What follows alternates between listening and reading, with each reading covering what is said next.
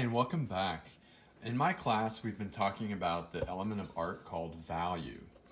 And value, it has nothing to do with the cost of the art or the cost of your materials. It is one of our elements of art that describes the light and dark areas in a work of art. And so we're going to do an activity today that requires two pieces of paper, one for drawing and one for sculpting.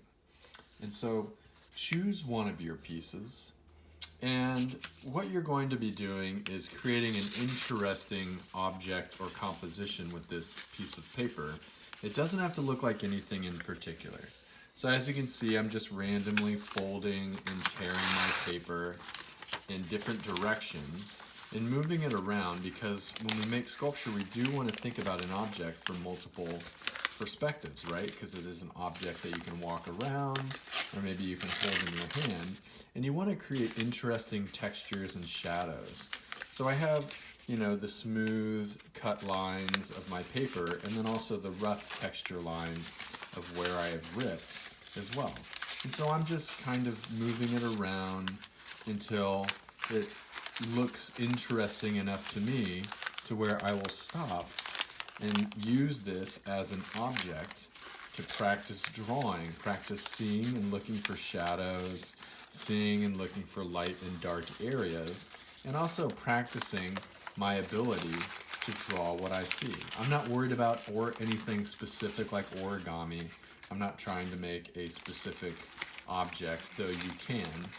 This activity is most effective if you just create interesting lines and textures, and then opportunities for shadow that you could enjoy looking at and drawing. And so here I have a crumpled up, folded, ripped piece of paper. You can even use a glue stick if you want to keep it in a certain shape. I'll get out my glue stick and add a little bit of glue here and pinch this piece to that piece to help things stay in position, so that when I draw, nothing will change and I will stay in place. Now that I've finished creating my paper sculpture object, I will set it in front of myself and light it with a flashlight or a lamp, or maybe just the window light, in a dramatic way, so that you're seeing dark areas and light areas. And then find your extra piece of paper, your drawing paper, and set it in front of you. And we'll be using different pencils for this activity.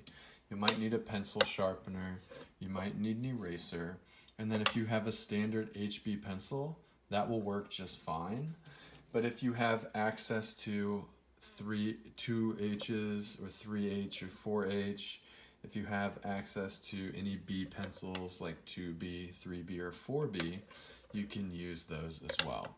And to review, our HB pencil is sort of our middle darkness pencil. It's in the middle of our spectrum of light and dark pencils. Our H pencils are to the lighter of the spectrum, and our B pencils are to the darker of the spectrum. So 3H, 4H, 6H are all getting lighter as the number gets bigger, and 2B, 3B, 4B are all getting darker as the number gets bigger.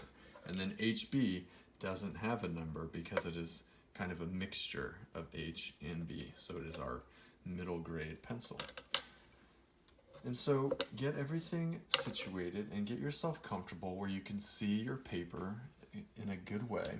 And what you'll want to do is, if you have an H pencil, start sketching with the H pencil. What we know about them is that they draw a little lighter, and so they're a great way to lay out lines and the shapes that you see without having to create lines that are too dark if you make a mistake and more difficult to erase or get rid of. If you don't have an H pencil, use your HB. And notice how I'm holding my pencil far away. I like to hold my pencil far away because it discourages me from pressing too hard and creating lines that are too dark too early on in my drawing.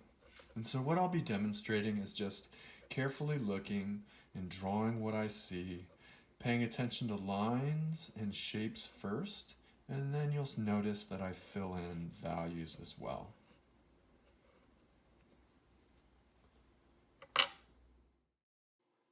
So in this segment, I'll be demonstrating, as you can see, drawing my paper sculpture.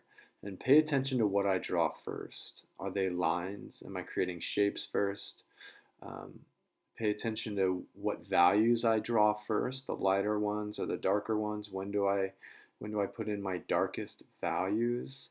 Um, and also pay attention to any sort of textural marks that I might be creating or how I'm holding the pencil. There's a lot of decisions being made that you can notice if you just take the time to look.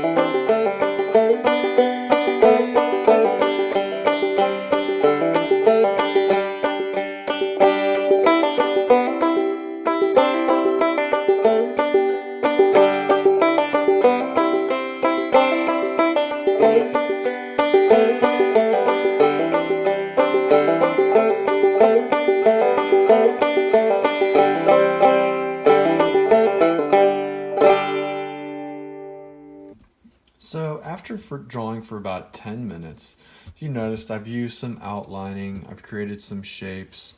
I started drawing in light and kind of laying out the general shape, and then drawing the lines of the edges of the folds and the tears that I saw, and then slowly working in my values, my darker areas here where the shadows are really dark, and then some medium shadows, and then leaving the lightest parts of my paper completely white with just an outline around the shape.